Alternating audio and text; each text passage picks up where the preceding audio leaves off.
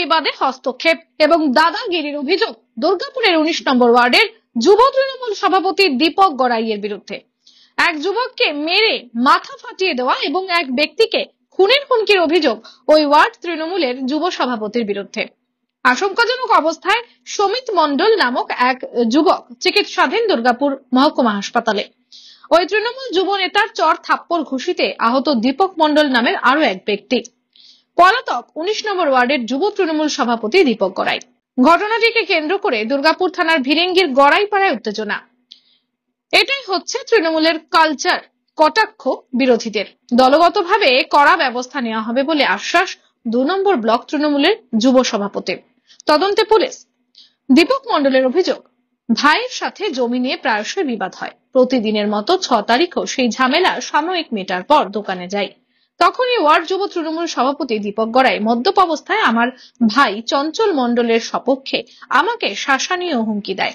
তারপরেই চর থাপ্পড় থেকে ঘুষি মারে। পরে উইকেট দিয়ে মাথায় মারতে আসে। সেই দৃশ্য দেখে আমার কাকার ছেলে সমিত মণ্ডল আমাকে বাঁচাতে এলে তার উপর প্রাণঘাতী হামলা চালায় দীপক গড়াই। কাঠের উইকেট দিয়ে মাথা ফাটিয়ে দেওয়া হয়, প্রচন্ড রক্তক্ষরণ হয়। তারপরেও পুলিশকে জানানো হলে থানা থেকে বেরিয়ে আবার হামলা চালানোর হুমকি দেয়। কোন রকমে সমিতকে ভর্তি করা হয় দুর্গাপুর মহকুমা হাসপাতালে। সেখানেই তার চিকিৎসা চলছে।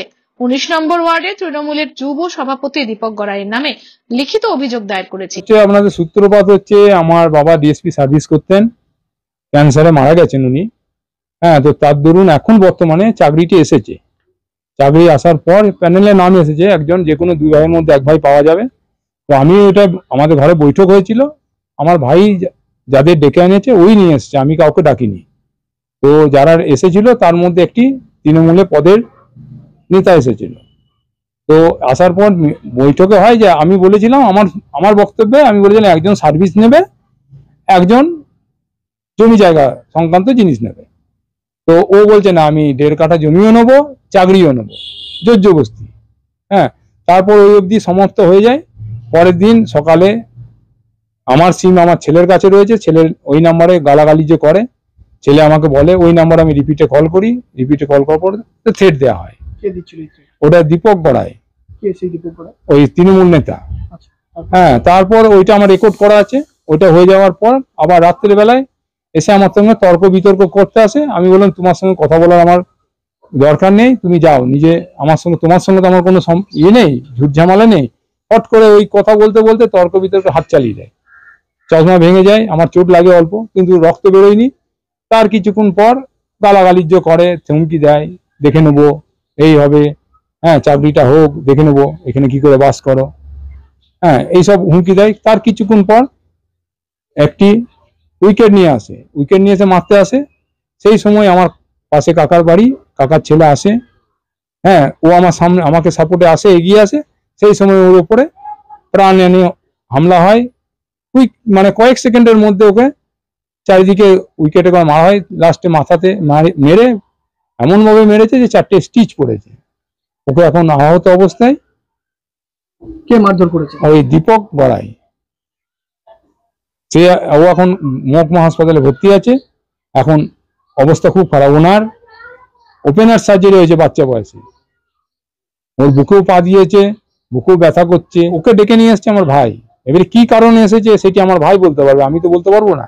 আমি খুবই আতঙ্কের মধ্যে রয়েছি, যদি ওইভাবে মাথা ফাটিয়ে দেওয়া হয়, কোন সময় আমি তো দোকানে বসে আছি, কোন সময় কি করে মারবে কি আমি তো জানি না। আবার মার্কেটে গেলাম সামগ্রী কিনতে, সেই সময় যদি হামলা হয় আমি তো সেটা বলতে পারবো না। তার মধ্যে আতঙ্কে তো রয়েছি। আমি ওই ঘটনা করার পর আমার এখান থেকে ফরিদপুর থানাতে যেতে টাইম লাগে, বাইকে করে গেছি। ফরিদপুর থানাতে ওরা রেজিস্টারে এন্ট্রি করেছে। তারপর আমি ওইখান থেকে সোজা গেছি দুর্গাপুর মহকুমা হাসপাতালে, ওখানে গিয়ে ভর্তি করি। ওখানে 4টে স্টিচ পড়ে। তারপরের দিনে আমি অনুরোধ করে সিটি স্ক্যান করেছি। ওরা যা অবস্থায় দেখেছে তাতে ওরা সিটি স্ক্যান করতে বাধ্য হয়েছে। সকালবেলা দিয়ে সিটি স্ক্যান করেছে। দেখুন, যদি আশঙ্কাজনক অবস্থা না হয় তো সিটি স্ক্যান তো করবে না। আমরা সুবিচার চাই। এইভাবে হামলা করলে তাহলে আমরা সুরক্ষিত করে রইল। আজ হয়েছে, কাল দিনে সবাই তো আমরা কেউ তো সরকারি চাকরি করি না, সব নিজের কাজে ব্যস্ত। হুমকি তো সেই দিন, তারপর থেকে মারার পর থেকে তো কোনো দেখা সাক্ষাৎ নেই। আর উনি এখনো পর্যন্ত অ্যারেস্ট হয়নি। তো কি কারণে হয়নি? আহত সমিত মণ্ডলের অভিযোগ, আমি শুধু প্রতিবাদ করতে গেছিলাম, তাতেই আমার উপর এরকম হামলা চালানো হলো, মাথা ফাটিয়ে দেওয়া হলো, চর থাপ্পড় ঘুষি মারা হলো।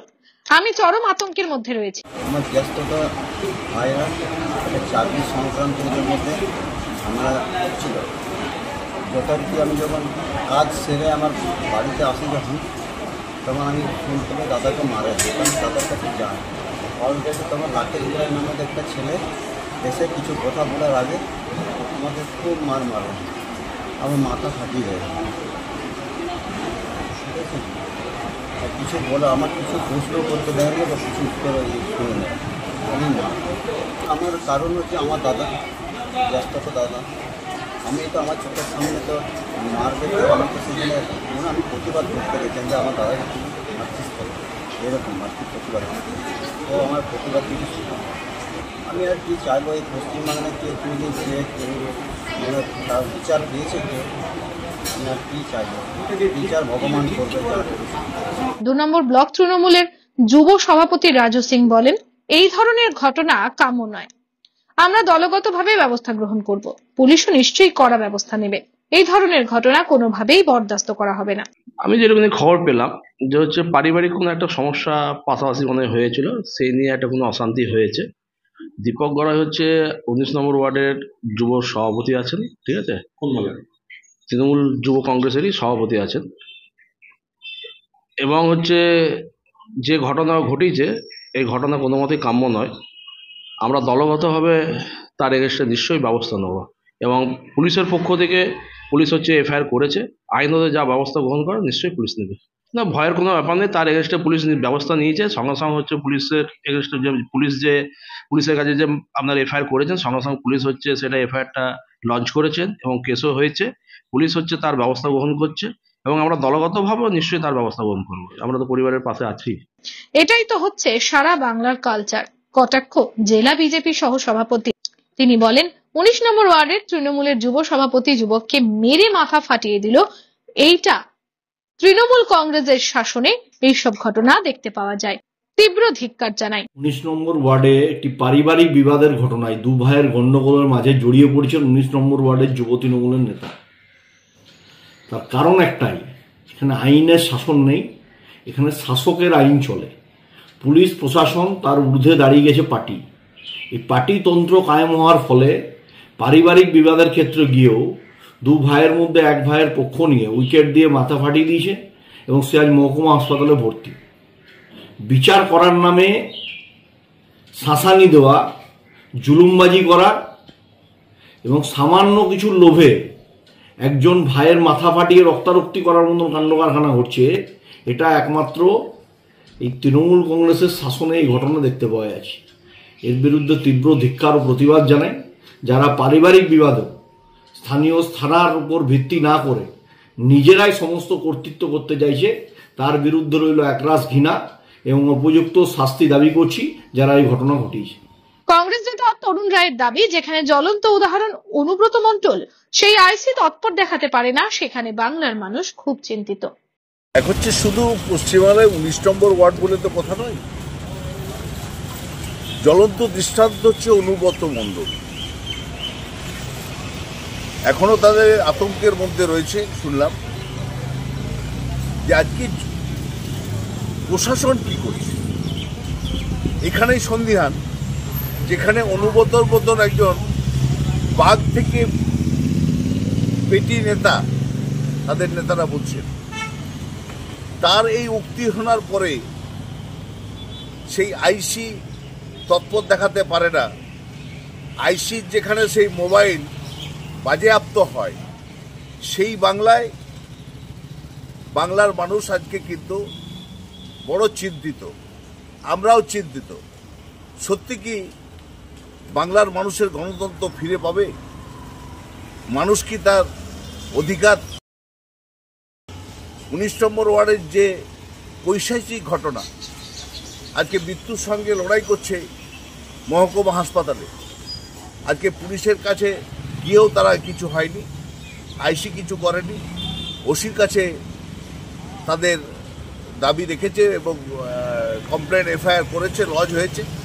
আমরাও দেখছি পুলিশ কি করে, কিন্তু আমরা সন্দিহান যেখানে অনুবতর মতন মানুষরা কদর্য ভাষায় মা বোনদের তুলে, পুলিশ অফিসারের বউকে তুলে গালাগালি করে বিস্তার পেয়ে যায়, সেই বাংলায় এই 19 নম্বর ওয়ার্ডের যে ঘটনা, তারা কি সুবিচার পাবে? দুর্গাপুর থেকে Chanchal Chowdhury report, canvas time. মন যখন যাচায় হাতের কাছে পায় Nalanda Fortune park.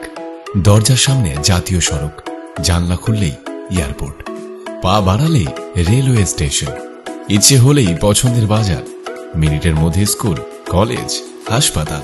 Nalanda Fortune park, Gopal মাঠ, দুর্গাপুর, পশ্চিম বর্ধমান। দক্ষিণবঙ্গের বেস্ট লোকেশনে হাতের মুঠোয় উন্নত জীবনযাপন। নালন্দা ফরচুন পার্ক, আপনার একান্ত আপন বাড়ি। সহজেই স্বাস্থ্যসাথী কার্ডের মাধ্যমে সুচিকিৎসার একমাত্র প্রতিষ্ঠান citizen hospital, Bidhannagar, Durgapur. Helpline number 9800897855।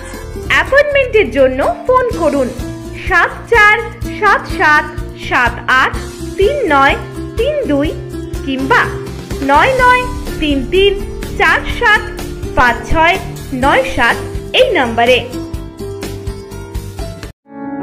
প্রিয়জনের অসুস্থতায় দিশাহীন, চিকিৎসার সঠিক দিশা পেতে ফোন করুন 7477716138, 7477717139 এই নম্বরে। শহর দুর্গাপুরে চিকিৎসার নতুন দিশা life care hospital. Life care takes care of your health. প্রবীণদের জন্য রয়েছে বিশেষ ছাড়। স্বাস্থ্যসাথী সহ সমস্ত মেডিক্লেম ইন্স্যুরেন্সের জলদি সমাধান। অভিজ্ঞ চিকিৎসক মন্ডলীর দ্বারা সঠিক রোগের নির্ধারণ ও চিকিৎসা। সিটি সেন্টারে ডক্টরস কলোনির পাশেই বর্তমানে শহরের চিকিৎসার অন্যতম epicentre life care hospital, passion for care and cure.